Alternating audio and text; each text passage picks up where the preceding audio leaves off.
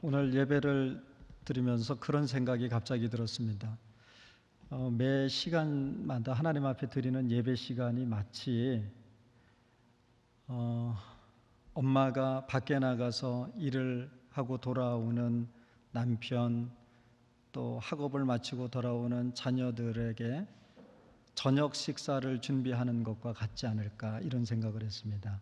우리 한나 찬양대가 또 우리 앞에서 하는 드림 찬양단이, 또 안내를 서시는 분들, 또 설교자, 또 위에 방송실, 할 것 없이 또 여러분들이 오늘 저녁에 영의 양식을 먹겠노라고 또 밖에 다른 일들을 또 부지런히 정리하시고 오셨는데, 오늘 이 저녁 식사가 맛있는 저녁 식사가 되었으면 좋겠습니다.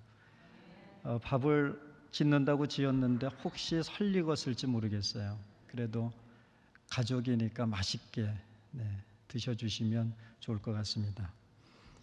오늘은 제가 좀 소리를 좀 작게 해보려고 합니다. 혹시 안 들리시는 분들은 이렇게 손을 들어서 표해 주시면 소리를 조금 크게 해보겠습니다. 위에서 방송실에서 굳이 볼륨 안 올려도 될 것 같아요. 우리는 지금 사순절 기간을 보내고 있죠. 여러분들 사순절 기간을 어떻게 보내고 계십니까? 이 기간에 나름대로는 우리 교회는 특별히 40일 동안 금식, 기도, 띠익기 릴레이를 하고 있습니다. 어떤 분들은 오전 금식, 그러니까 아침 금식이죠. 또 어떤 분들은 점심에, 어떤 분들은 저녁에, 어떤 분은 일주일만, 또 어떤 분은 20일 동안, 또 어떤 분들은 40일 동안 이렇게 금식 기도를 하기도 하고, 그리고 어떤 분은 특별한 일이 있어서 글쎄 이 기간에 특별한 의미를 두기보다는 하여간 이 기간만큼이라도 하나님 앞에 새벽 제단을 드리면서 또 여러 가지 기도의 제목을 가지고 기도해야 되겠다라고 또 마음 먹고 새벽 예배에 나오시는 분들이 있습니다. 그래서 사순절 기간 이전보다도 사순절 기간 동안의 새벽 예배 나오시는 교인들의 숫자가 부쩍 많이 늘었습니다. 그런가 하면 또 교회에 나오실 수 없는 형편에 계신 분들은 나름대로 또 우리가 사순절 묵상집을 또 나누었기 때문에 그걸 가지고 각자가 정한 시간에 또 정해진 처소에서 이렇게 하나님의 말씀을 묵상하고 또 거기에서 하루 동안 실천해 봅시다라고 하는 오늘의 실천을 가지고 부단히 한번 살아보겠노라고 노력하시는 성도님들이 많이 계십니다. 사실 이런 일이 어떻게 보면 형식적이다라고 얘기할 수도 있습니다. 그런데 형식적으로 이루어진다고 하더라도 거기에는 의미가 있습니다. 어쩌면 형식적으로 하는 이 일, 형식적이라고 하는 이 말에 조금 부담이 되시는 분도 또는 불편하신 분도 있을 겁니다. 어떻게 하나님의 일을 하면서 또 하나님의 말씀을 묵상하는 게 어떻게 형식적으로 하는 것이 돼서야 되겠느냐, 이렇게 생각하시거나 또 불편해하실 분들도 있을 것 같아요. 하지만 형식적으로나마 40일간 정해진 시간에 우리가 금식을 하고, 그리고 내 개인의 기도뿐만 아니라 우리 교우들의 아픔을 끌어안고 함께 기도하고 또 이 나라 이 민족과 세계 열방의 하나님의 나라와 뜻이 이루어지기를 위해서 기도하는 이 일, 또 정해진 시간에 또 하나님의 말씀을 깊이 묵상하고 어떻게 해서든지 하나님의 말씀에 따라 살아보려고 노력하는 이 일은 그것 자체만으로도 우리는 의미가 있는 일이다, 이렇게 생각해 볼 수 있습니다. 그리고 이런 일들은 영적인 일이기 때문에 사실 우리의 기대를 뛰어넘는 일이기도 하고 또 그러한 일들이 벌어지기도 합니다. 그렇기에 우리는 형식적이라는 말을 불편해하기보다는 부어주신 은혜들, 또 부어주실 은혜들을 기억하고 생각하면서 형식적으로나마 한 번쯤 시도해보는 것은 어떻겠느냐라고 하는 것입니다. 혹여나 아직 결단하지 못해서 또는 여러 가지 사정들로 인해서 시작하지 못한 분이 계시다면 지금부터라도 형식이라도 괜찮으니까 한 번쯤 도전해 보시는 건 어떨까 싶습니다. 인간은 기억이라고 하는 것을 가지고 삽니다. 우리는 방금 전에 일어난 일이든 아니면 오래전에 있었던 일이든 기억이라고 하는 것을 가지고 늘 살죠.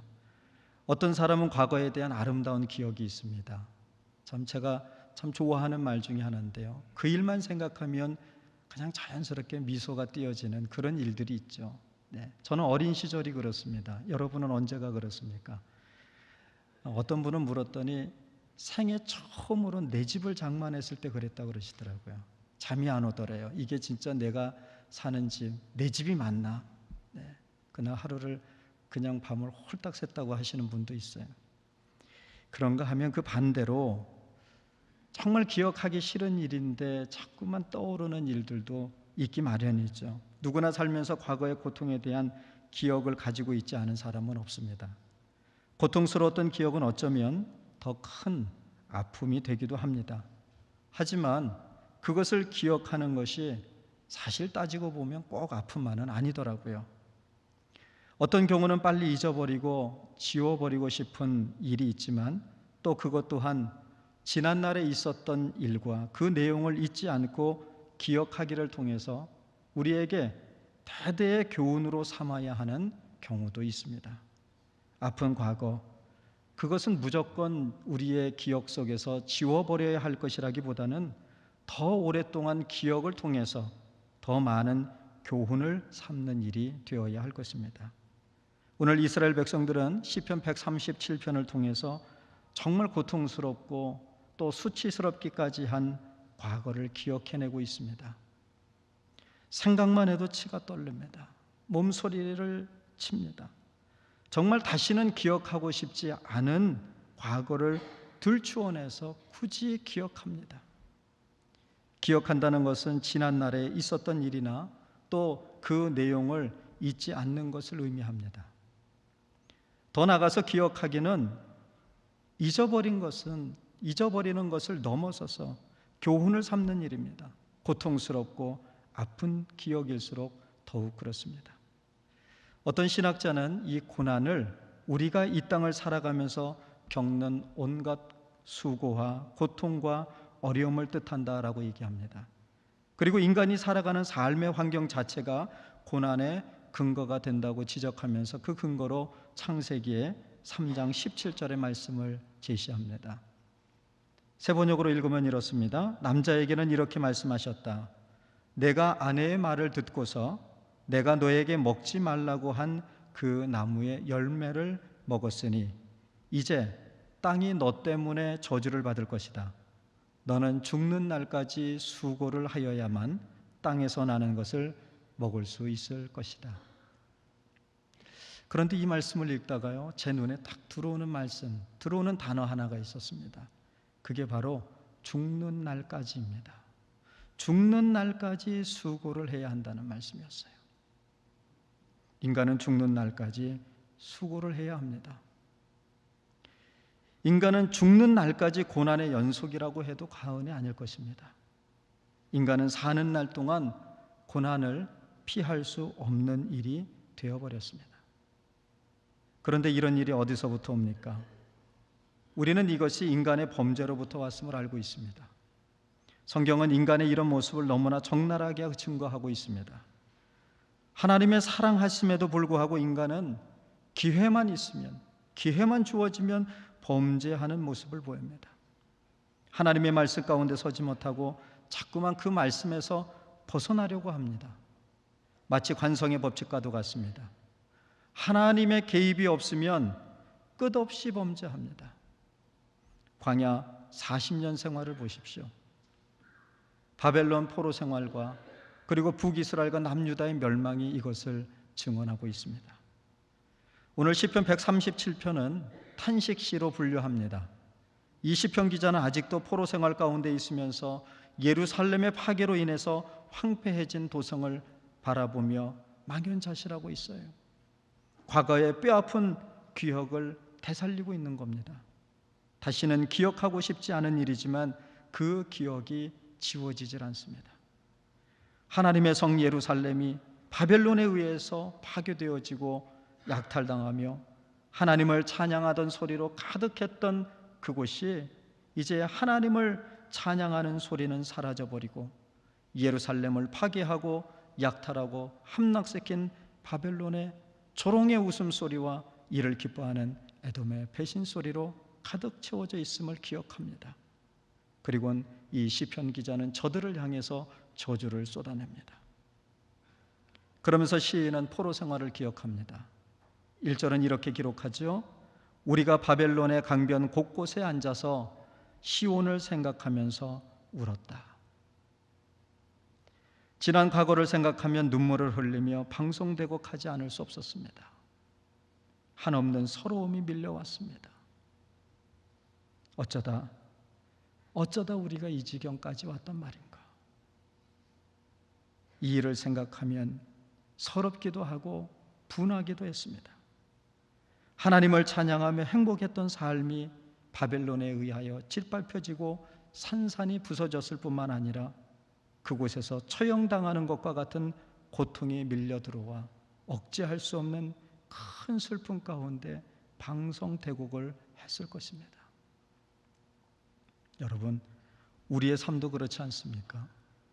생각만 해도 서럽고 분하고 억울하고 죽을 것만 같은 고통이 밀려 들어와서 억제할 수 없는 큰 슬픔에 잠겨 주위 사람들이 보든지 말든지 주위에 신경 쓰지 않고 그저 울 수밖에 없는 그런 상황이 우리에게도 있지 않느냐라고 하는 것입니다.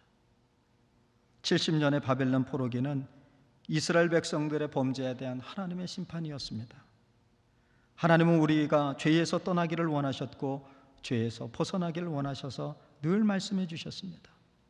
그럼에도 불구하고 우리의 영적 무지로 인해서 깨닫지 못하고 범죄함이 계속되어 죽게 되자 하나님은 70년의 바벨론 포로기를 통해 우리를 일깨우십니다. 하나님의 심판으로서의 고난이 주어지는 것이죠. 그러나 하나님의 심판으로서의 고난은 단지 고난으로 끝나지 않습니다. 하나님의 심판은 우리를 멸망시키고 그리고 범죄한 우리들을 벌하시는 데 목적이 있지 않기 때문입니다. 하나님이 주시는 고난에는 언제나 시간의 한계가 정해져 있다고 얘기를 합니다. 하나님은 자기 백성이 아무리 범죄했을지라도 무한정 그가 고난 가운데 살아가도록 가만히 내버려 두지 않으신다는 거예요. 그렇게 시인은 5절로 6절에 이렇게 고백합니다. 예루살렘아, 내가 너를 잊는다면 내 오른손아 너는 말라 비틀어져 버려라. 내가 너를 기억하지 않는다면 내가 너 예루살렘을 내가 가장 기뻐하는 것보다도 더 기뻐하지 않는다면 내 혀야 너는 내 입천장에 붙어버려라. 이 말은요, 찬양을 연주하는 손과 찬양을 부르는 이 혀는 오직 하나님을 위한 것이라는 거예요. 그런데 만약 그 충성심이 조금이라도 변한다면 차라리 사용할 수 없는 불구가 되어야 마땅하다라고 하는 이야기를 하고 있는 겁니다.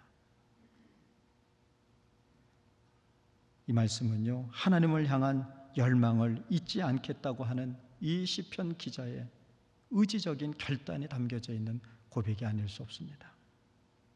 어떤 시련과 고난이 닥쳐와 견딜 수 없는 고통 가운데 있다 할지라도 하나님을 향한 우리의 열정만큼은, 신앙의 고백만큼은 변함이 없겠다고 하는 의지적인 결단입니다.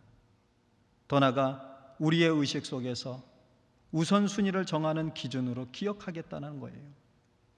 그리고 이 결단과 기준은 그 어떤 즐거움보다도 더 큰 즐거움이 되는 환희로 우리를 인도해 줄 것입니다. 어떤 학자는 기억한다는 것을 이렇게 이야기합니다. 기억한다는 것은 단순히 과거에 있었던 사실을 암기하는 것이 아닙니다.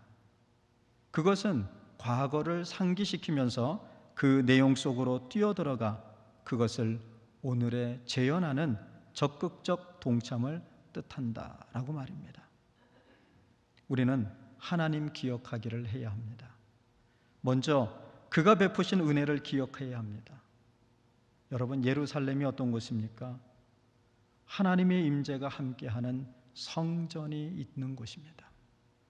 그 성전은 하나님께로 나아가기 위한 속죄와 또 대속이 이루어지는 곳입니다. 그 결과로 하나님과의 지속적인 교제와 화해를 유지시켜주는 곳, 그곳이 예루살렘이에요. 예루살렘은 그러한 하나님의 임재가 함께하는 성전이 있는 곳이었습니다. 이제는 파괴되어지고 폐허가 되어버렸지만 온전한 예루살렘의 기억을 통해 다시금 하나님의 임재를 경험합니다. 끝없이 범죄하는 인간들을 향하여 한없는 사랑으로 감싸 안으시며 온정을 베푸시는 자비의 하나님을 기억하는 것입니다. 이 기억을 통해 고난의 의미를 되새길 수 있으며 그 일로 인해 고난의 고통 속에 머물지 않고 고난의 의미를 통한 하나님의 은혜를 맛보게 되는 것입니다. 그동안 길이 참으시는 하나님을 기억해 보십시오. 멸망당해도 벌써 멸망당해야 할 존재가 우리가 아니겠습니까? 그런데도 불구하고 여전히 우리는 하나님의 성호를 찬양합니다. 하나님의 자녀됨을 포기하지 않고 하나님의 자녀로 살아가고 있습니다. 이 모든 것이 하나님의 은혜가 아니겠습니까? 둘째로 하나님이 베푸실 은혜를 기억해야 합니다. 시편 137편의 기자는 하나님께서 이스라엘의 적들에게 보복해 주실 것을 탄원하고 있습니다. 7절로 9절의 말씀입니다.